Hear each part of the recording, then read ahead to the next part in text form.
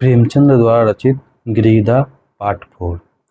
ज्ञान प्रकाश का अध्यापक होना सत्यप्रकाश के लिए घातक हो गया। प्रदेश में यही संतोष था कि मैं संसार में निराधार हूँ। अब यह अवलंब भी आता रहा। ज्ञान प्रकाश ने जोर देकर लिखा, अब आप मेरे हेतु कोई कष्ट ना उठाएं। मुझे अपनी गुजर करने के लिए काफ़ी ज़्यादा मिलने लगा है। यद्यपि सत्यप्रकाश की दुकान खूब चलती थी, लेकिन कलकत्ते जैसे शहर में छोटे से दुकानदार के जीवन में बहुत सुखी नहीं होती। 60 से 70 रुपये की मासिक आमदनी होती। अब तक कुछ बचाता हो, यह वास्तव में बचत नहीं थी बल्कि त्याग था। एक वक्त रूखा सूखा खाकर एक तंग आदर कोठरी में रहकर 25-30 रुपये की बचत अब दोनों वक्त की भोजन करने लगा था। कपड़े भी जरा साफ पहनने लगा था, मगर थोड़े ही दिनों में उसके खर्च में औषधियों की एक मद बढ़ गई थी। फिर वही पहले सी दशा। बरसों तक शुद्ध वायु और पुष्टिकर भोजन से वंचित रहकर अच्छा स्वास्थ्य भी नष्ट हो जाता है। सत्यप्रकाश को भी अरुचि, मंदाग्नि आदि रोगों ने आ घेरा। कभी कभी ज्वर भी आ जाता। युवावस्था में आत्मविश्वास होता कि किसी अवलंब की परवाह नहीं होती। वयोवृद्धि दूसरे के मुंह ताकती और आशे ढूंढती। सत्यप्रकाश के पहले सोता तो एक ही करवट में सवेरा हो जाता। कभी बाजार से पूरियां लेकर खा लेता, कभी मिठाइयों पर टाल देता। अब रात को अच्छी तरह नींद न आती। बाजारी भोजन से तृष्णा घृणा होती। रात को घर आता तो थककर चूर हो जाता। उस वक्त चूल्हा जलता, भोजन पकाना बहुत अखरता। कभी कभी वो अपने अकेलापन पर रोता। रात को जब किसी तरह नींद न आती तो उसके मन में किसी से बात न करने का लालायित होने लगता। वह निशा अंधकार में के सिवा कौन था। दीवालों के कान चाहे हो या मुंह नहीं होता। इधर ज्ञान प्रकाश के पत्र भी अब कम आते थे, वो भी रूखे। उनमें से हृदय के सरल उद्गारों का लेस ही न होता। सत्यप्रकाश ने भी अब वैसे ही भावमय पत्र लिखता, पर एक अध्यापक के लिए भावुकता कब शोभा देती है। सत्यप्रकाश प्रकाश को भ्रम होने लगा कि ज्ञान प्रकाश भी उससे निष्ठुरता करने लगा है। नहीं तो क्या मेरे पास 2-4 दिन के लिए आना संभव नहीं था? मेरे लिए तो घर का द्वार बंद है, और उसे कौन सी बाधा है जो उस गरीब को मालूम है। यहाँ ज्ञान प्रकाश ने माता से कलकत्ते न जाने की कसम खा ली थी। इस भ्रम में उसे और ही हताश कर दिया था। शहरों में मनुष्य बहुत होते हैं, मनुष्यता बिरले ही होती है।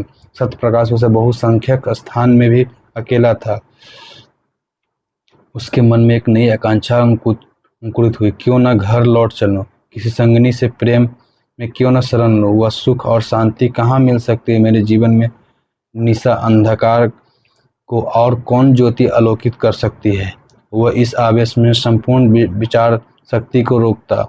जिस भांति किसी बालक को घर में रखी हुई मिठाइयाँ को याद बार बार खेल कर घर खींच लेती, उसी तरह उसका चित्त भी बार बार मधुर चिंताओं में मग्न हो जाती। वह सोचता, मुझे विधाता ने सब सुख से वंचित किया है, नहीं तो मेरी दशा ऐसी हीन क्यों होती।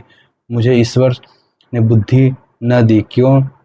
क्या मैं शर्म से जी चुराता था? अगर बालपन में मेरे उत्साह और अभिरुचि पर तुषार न पड़ा होता, तो मेरी बुद्धि शक्तियों को कला न घोटा होता, तो मैं आज आदमी होता, पेट पालने के लिए इस विदेश में न पड़ा होता। नहीं, मैं अपने ऊपर यह अत्याचार नहीं करूँगा। महीनों तक सत्यप्रकाश के मन में बुद्धि का यह संग्राम होता रहा। एक दिन वह दुकान से आ रहा था, चूल्हा जलाने जा रहा था, तो डाकिये ने पुकारा। ज्ञान प्रकाश के सिवा उसके पास किसी के पत्र न आते थे। आज ही उसका पत्र आ चुका था। यह दूसरा पत्र क्यों? किसी अनिष्ट की आशंका हुई। पत्र लेकर पढ़ने लगा। एक क्षण में उसके हाथ से छूटकर गिर पड़ा। वह सिर थाम कर बैठ गया। यह जमीन पर न गिर पड़े। यह देव प्रिया की विषयुक्त लेखनी से निकला हुआ जहर का प्याला था, जिसने एक पल में संज्ञाहीन कर दिया। उसकी सारी अमरता, व्यथा, क्रोध और नैराश्य, कृतज्ञता, गिलानी केवल एक ठंडी सांस में समाप्त होगी। वह जाकर चपाई पर लेटा रहा। मानसिक व्यथा आग से पानी हो गई। सारी जीवन कष्ट हो गया। मैं ज्ञान प्रकाश का शत्रु हूँ। मैं इतने दिनों में केवल उसे जीवन को मिट्टी में मिलाने के लिए प्रेम का स्वांग भर रहा था। भगवान इसके तुम्हें साक्षी हो गए। दूसरे दिन फिर देवप्रिया का पत्र पहुंचा। सत्यप्रकाश ने उसे लेकर फाड़ डाला। पढ़ने की हिम्मत न हुई। एक ही दिन में तीसरा पत्र पहुंचा, उसका भी वही अंत हुआ। फिर एक दिन नित्य का क्रम पत्र आता और फाड़ दिया जाता, किंतु देवप्रिया का भी श्राप बिना पढ़े ही पूरा हो जाता। सत्यप्रकाश का मम्र स्थान पर एक चोट और पड़ जाती। 1 महीने की भीषण हार्दिक वेदना के बाद सत्यप्रकाश को जीवन से घृणा हो गया। उसने दुकान बंद कर दी और बाहर आना जाना छोड़ दिया। सारे दिन खाट पर पड़ा रहता। वह दिन याद कर आते हैं जब माता पुचकार कर गोद में बिठा लेती थी और कहती, बेटा। पिता की संध्या समय दफ्तर से आकर गोद में उठा लेते और कहते, भैया। माता की सजीव मूर्ति उनके सामने आ खड़ी होती। ठीक वैसे ही जब गंगा स्नान करने गई थी, उसकी प्यार भरी बातें उनके कानों में आने लगती। फिर वह दृश्य सामने आ जाता कि उसने नववधू माता को अम्मा कहकर पुकारा था। जब उसके कठोर शब्द याद आते तो उसके क्रोध से भरे हुए विकराल नेत्र आंखों के सामने आ जाते। उसे अब सिसक सिसक कर रोना याद आता। तब फिर सौरगृह का दृश्य सामने आता। उसने कितने प्रेम से बच्चों को गोद में लाना चाहा, पर माता के वज्र के से शब्द कानों में गूंजने के, हाय उसी वज्र ने मेरा सर्वनाश कर दिया। फिर ऐसी कितनी घटनाएं याद आती जब बिना किसी अपराध के मार डांट फिरती। पिता के निर्दय निष्ठुर व्यवहार याद आने लगता।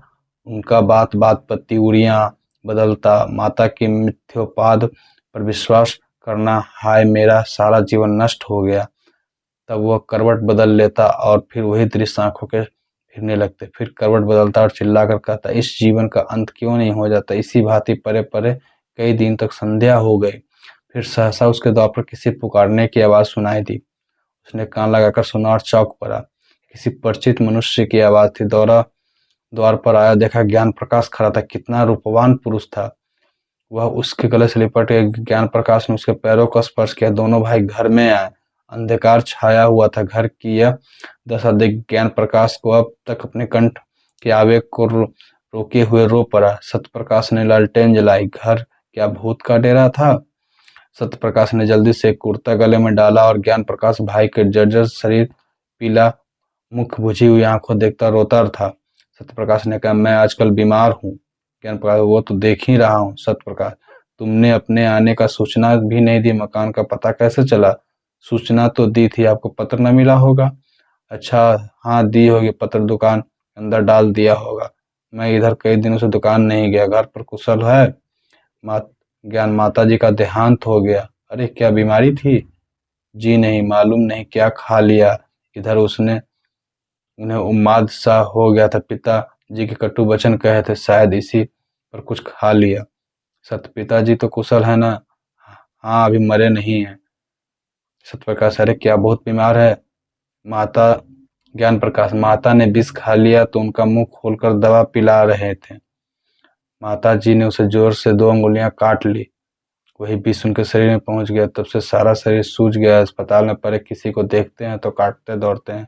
बचने की आशा नहीं है। सत्यप्रकाश, तब तो घर ही चौपट हो गया।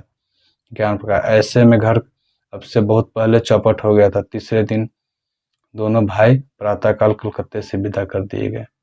समाप्त।